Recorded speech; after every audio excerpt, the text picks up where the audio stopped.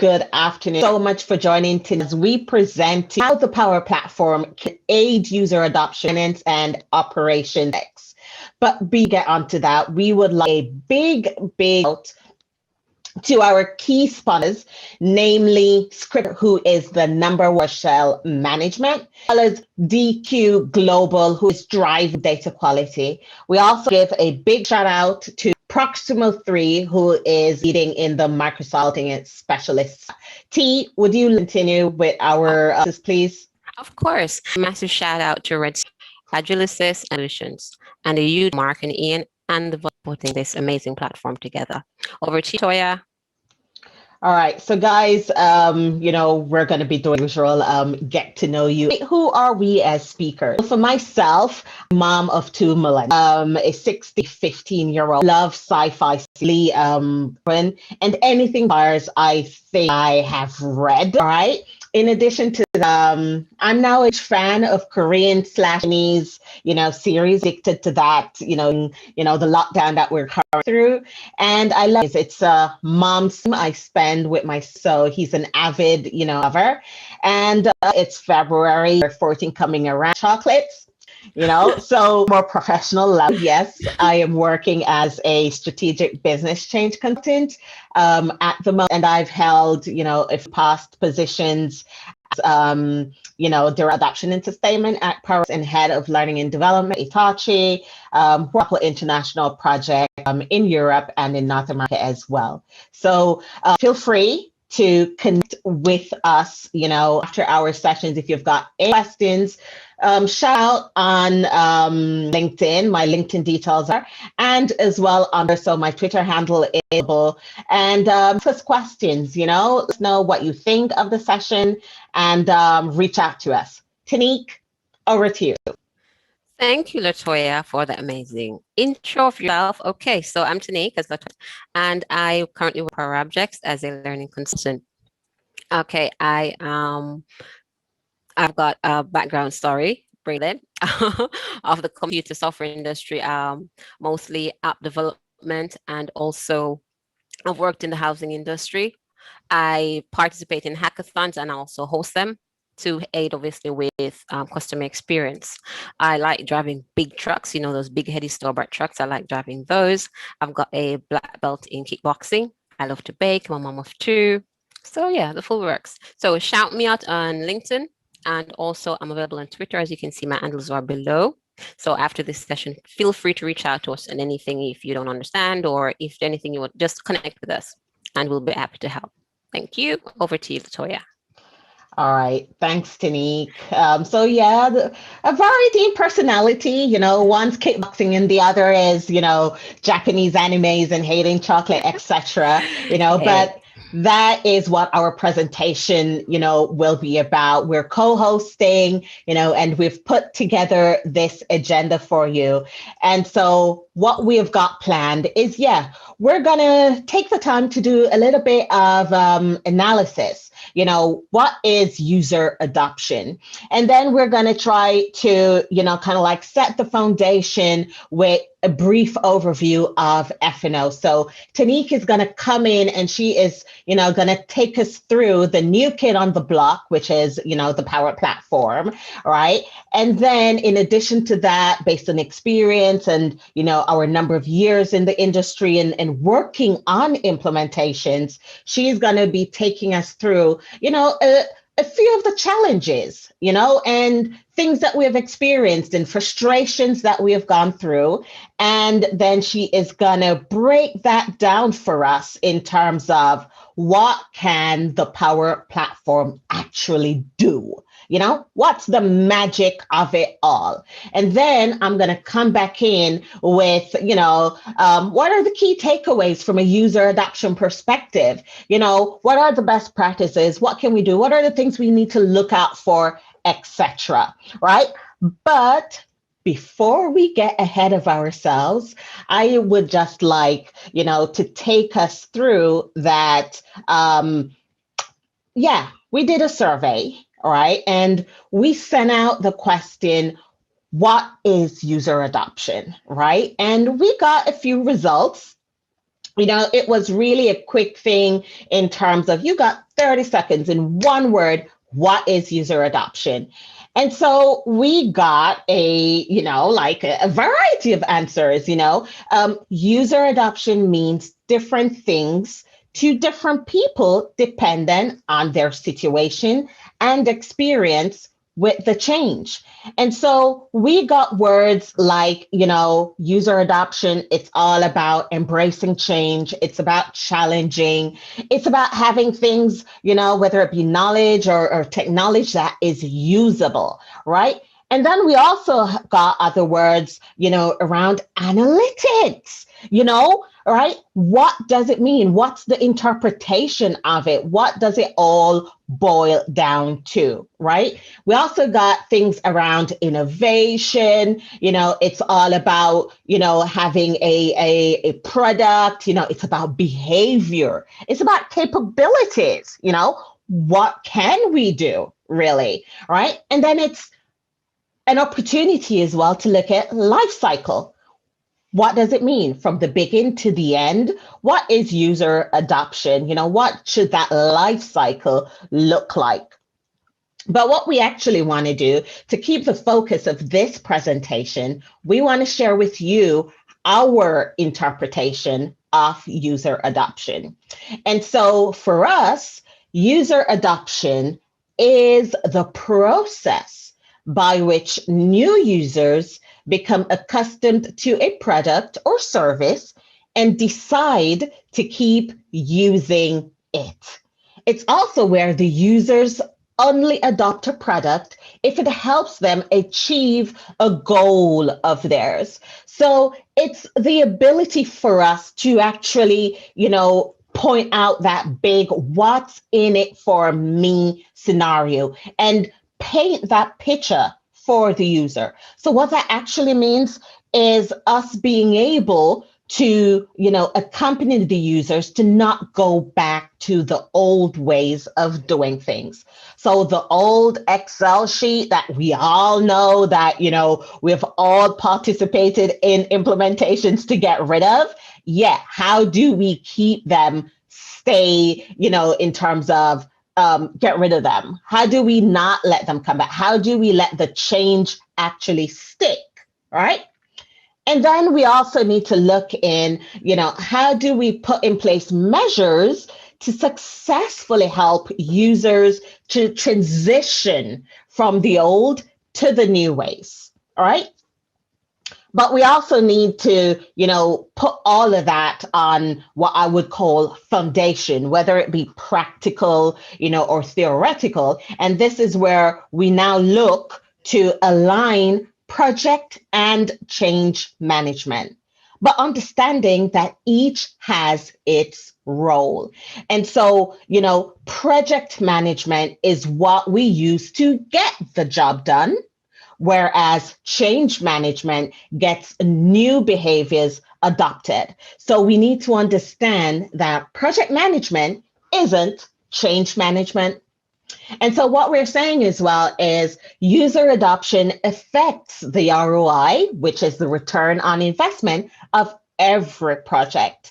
And if that is the case, then the ROI of adoption is the ROI of the project. And so if that is the case, we now need to look at what's actually happening. What are the numbers saying? Is this what is actually happening? So we took some time and we did a bit of research in terms of finding out, what's out there in the market, what is happening. And so here, in terms of, this image, it is frightening, guys, because if the return on investment of projects is linked to its user adoption strategies, why are our projects still failing?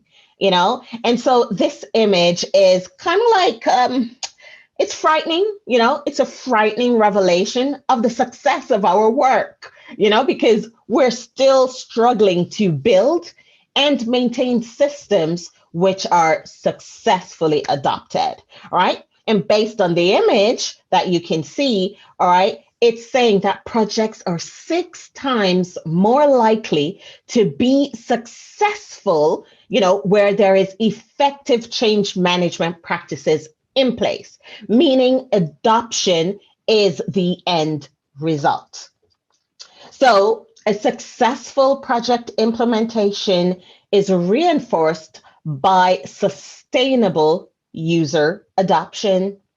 So, what does this mean with the F&O implementation? So, we've looked at, the numbers, and we've looked at, the definition of user adoption. But what is it to F&O? And so this is where we now want to do a quick overview, just to kind of like remind ourselves of what the role of an F&O implementation is supposed to be. And it's supposed to be where it addresses core enterprise functions. So it gives the users, the organization, the foundation required to run a successful business, right? And then it gives, end-to-end solutions to cover all major departments. So this is departments in terms of teams, etc., across the business, all right?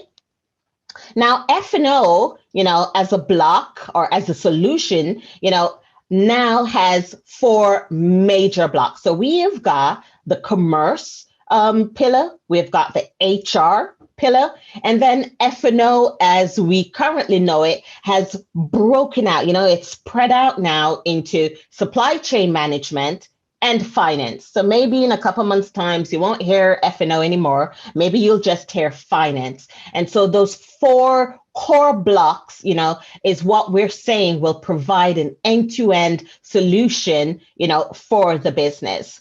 All right. So what it's supposed to do here is that it helps the companies, to streamline their financial operations from a single source of truth. But what does this mean for project implementations as we know them today? Compared to CRM projects, FinOps projects can last for years, when we consider the development and the requirements gathering, and then the customizations, that we put in place, so that every client can have what is specific to them, meet their own objectives, et cetera, et cetera. What actually happens is that sometimes we lose visibility of the objectives, right, and of the people who are actually involved. And what happens then is that that's where the user adoptions issues arise, and of course, it arises as a result of the gaps which do exist in FinOps solutions. So what I'm going to do now, it's just to ask Tanique to come back in and to take us through, that whole view of the gaps that exist and what we can do when it comes to challenges that arise. So, Tanique. Thank you, Latoya, for that wonderful overview of FinOps, and also showing obviously how what adoption is. Okay, so finance and operation, as we know it, is not 100% vanilla. And oftentimes there are business processes that Latoya has highlighted that needs development. And obviously to sort some of these gaps out, yeah, we do this through deployable packages created in Visual Studio. Okay, so whilst we can utilize these development capabilities within finance and operations, we can also utilize the Power Platform to aid with these gaps. Okay, so we're going to look at the Power Platform now, which is a new kid on the block, and just some of its benefits and how it can aid the Power Platform. Sorry, finance and operation. Okay, so the Power Platform, what is it? And as I've always told my children, the Power Platform is a Microsoft superhero business application, right? It's a development platform that it's powerful, it's low code. It allows user to design and use custom business applications across various devices. The Power Platform consists of 4 main components. These are Power BI, which is the analytics tool, which can be used for like operational reports within finance and operations. We've got Power Apps, which we can create Power Apps, either Canvas app or model-driven apps. We got also the portal, and we use these to simplify the data entry into finance and operations. Okay, we've got Power Automate.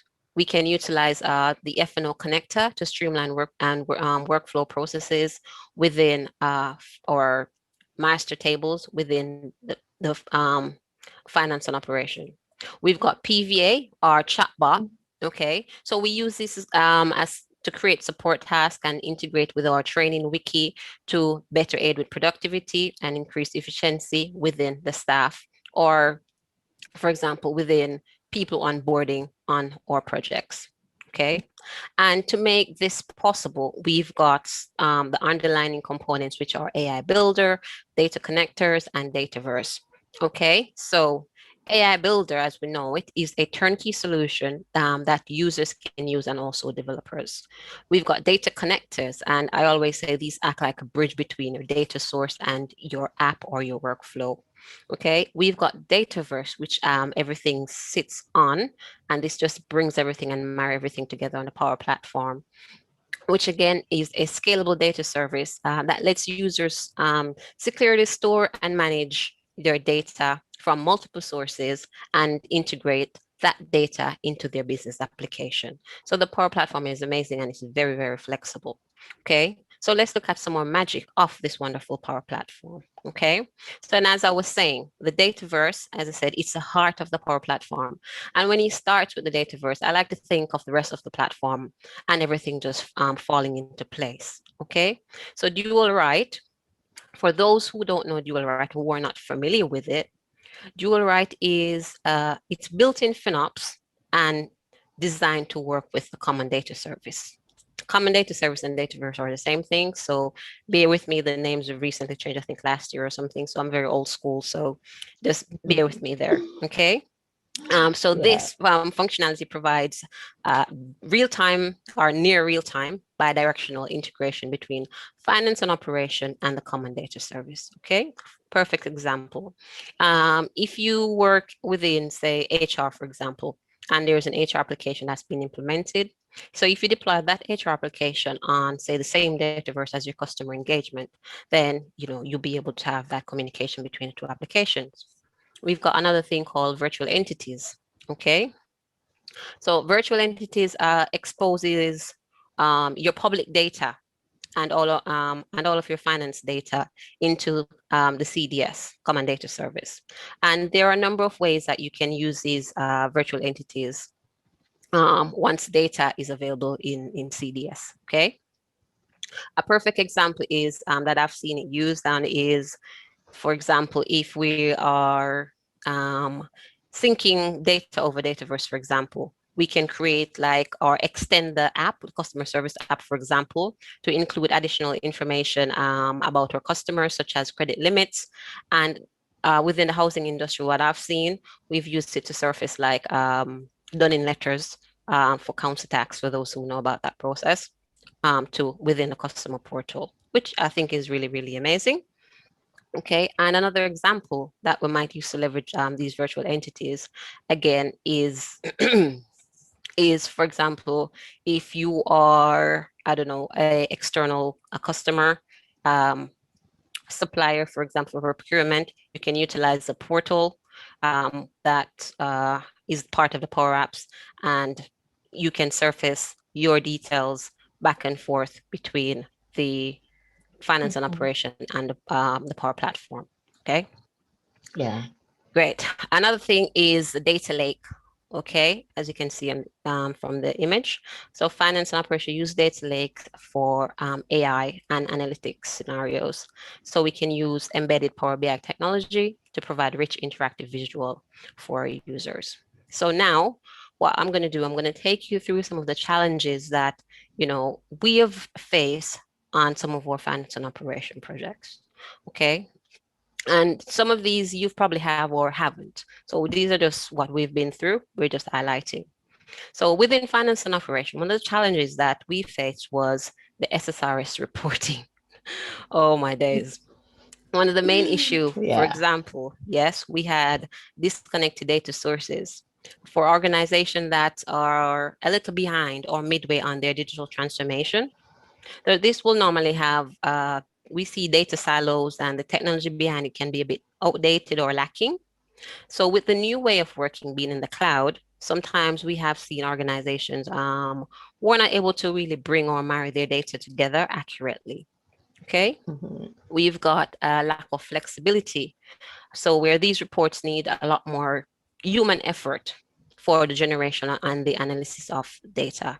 And I don't know if you've ever used SSRS reports, but obviously if you haven't got the skill set, you have to rely on a developer to do this for you. And then they'd have to publish this so you can have access to it. And it's very time consuming. Okay, the user experience. So the SSRS interface is outdated, and we don't have control over the appearance or even the parameters within this report. So as previously stated, you may have someone in the accounting team, for example, who wants to see operational data. They would have to log into the system, search for this report, and then run it. And it's just long. It's time consuming. Nobody wants to do that. We live in a microwave society where everyone wants everything at their fingertips. Okay, Yeah. so the solution that we found is within Power BI. And then from the screenshot, you can see the amazing difference between the two. Okay. So using Power BI has proven and improve user engagement in the sense of user adaptability. So Power BI makes data more attractive. So user wants to engage and learn more. And, it's the fun aspect of it. Okay. We've got greater accessibility. Okay, so the Power Platform is able to take organizations' legacy data, marry it with the new finance data that we see on the screen without compromising the integrity of the data and the technology that it sits on. Okay, so Yeah. the Power Platform, you're able to surface your data wherever it lives. If you're on a phone, mobile phone, your laptop, or your desktop. Okay, we also have data alignment. Okay, consistent and accurate data alignment in a timely manner, in the sense of, okay, you've got no data loss. And this is one of the amazing thing about data lake. Okay, you can count on it to to keep your data the way it is. Okay, another challenge that we've seen is the finance exchange rates within finance and operations. Okay, they're very limited. I think it's 20 or 22. Okay, so for example, companies like the Central European Bank, who trades and interacts with different currencies. 20 or 22 is just not enough, right? So they're going to need more on a daily basis when they're pulling in the exchange rate to do their trades, for example. We've seen this as a limitation geographically, whereas I said the companies or like the big banks, they're not able to get these information on a daily basis. Yeah. Okay, we've got ease of access, which is quite difficult. Either we are going to have to get a developer to come and develop a platform for us to use to interrogate a web service somewhere, get more data. We've got Orlando, which is an out-of-the-box um,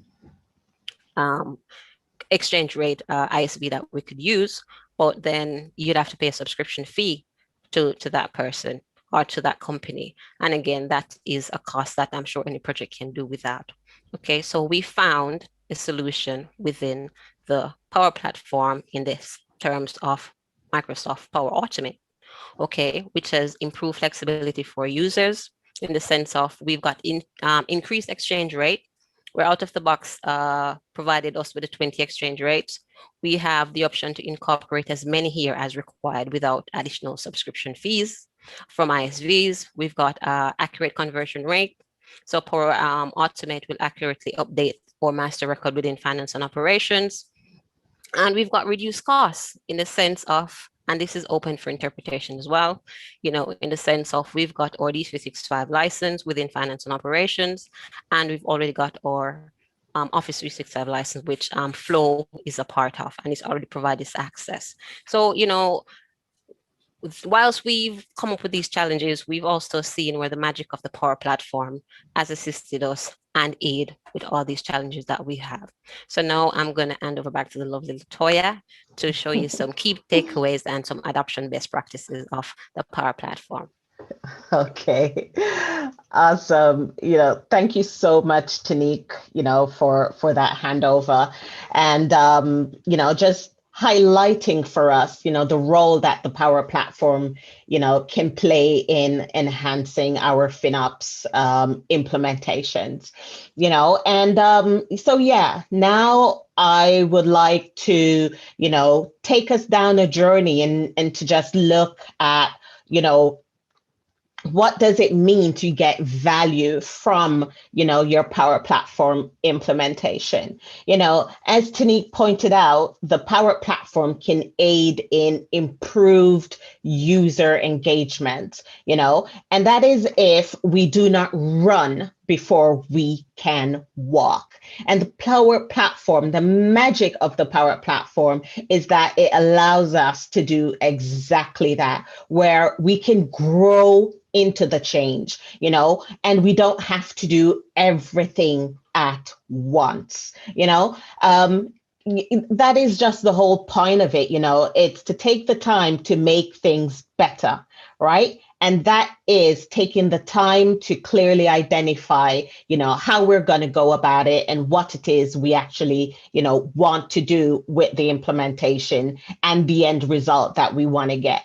We also need to kind of like understand as well that training is, training only is not the solution. Okay. In addition to that, all right, what we also need to consider when we're going to get value from our, Power Platform implementation is, are we leveraging the best tools for the business? Meaning, have we taken the time to understand the customer's business completely? And how are we going to do that? Well, what we actually need to do is to, kind of like take time to revisit the objective and the purpose of the implementation. Ask those kind of like uncomfortable questions. Is it to fix a back office pain point or a customer facing issue? What is the end result, you would like to achieve? Do you want to revamp in-house procedures? Do you want to provide a single source of truth, and for whom? So as consultants, when we're implementing, new technologies, and then we want, because I know that we all want our work to be kind of like maintained and sustained. But in order for us to do that, we need to take the time, to ask those uncomfortable questions, right? In addition to that, we need to take the time to know our audience. And what that means is that we keep the user at the heart of the story, at the center, where they should be and where, they've always been, And so what we need to look at as well is that user adoption increases as we identify the value and ease of use over time of the new technology. It's using it frequently, often, pulling it apart, breaking it, revisiting it, et cetera, putting in, the time to build those communities of, knowledge and those communities of interaction. All right. And that starts from, the very first, what I would call chain of engagement. And that is, from the relationship that a functional consultant, speaking from experience, all right, that a functional consultant can have with the trainer who's going to be the face and the, most oftentimes the messenger of the change, And so what I'm saying, where that is concerned is that if the consultant, projects any bias against the implementation in terms of maybe he's not happy with the third party that has been identified, to do some form of the implementation. Maybe the requirements gathering hasn't been clear and complete. Maybe there is scope creep, all of those things, can come across as well at the end of the road when it comes to training, in the form of not being able to answer the why of the implementation, because, we haven't gotten that security and support, right, from the implementer or the developer. Okay. We also need to think about, the internal back office and front office, relationships. Are those in head office, whether it be in the HR or whether it be in the procurement team, what is their end goal? What have they gotten from the implementation? Are they getting value from the technology? Are they being more productive? Are they seeing where their workload, has decreased, etc. Right? And last but by no means least, we also need to think about those external customers and suppliers.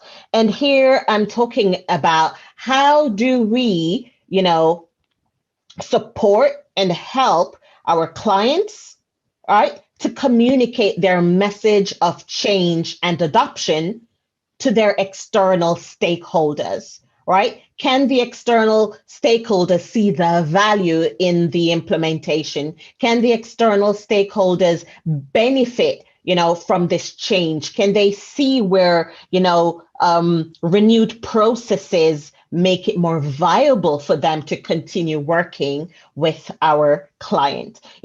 All these roles play a key part in the overall adoption of any successful project. Okay. But we're looking at getting value, and we're looking at the challenges and the solutions, and we've defined user adoption, etc. But we also need to consider what are the human factors that affect user adoption. Earlier on in the presentation, I said that the ROI of adoption is the ROI of the project. Mm. And what that means is that,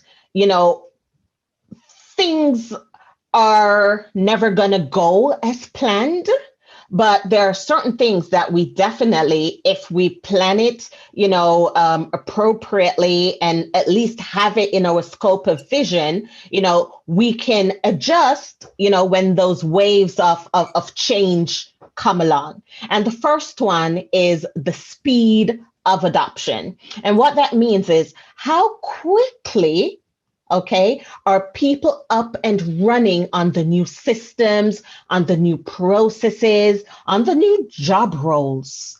Yeah, because we need to be clearly aware of those things, right? I mean, how are KPIs affecting job roles? Have job roles increased, decreased? The processes, do we now have dual processes in place, and instead of, quick and dirty, the new systems, is it efficient? Can we get in and out as quickly as possible?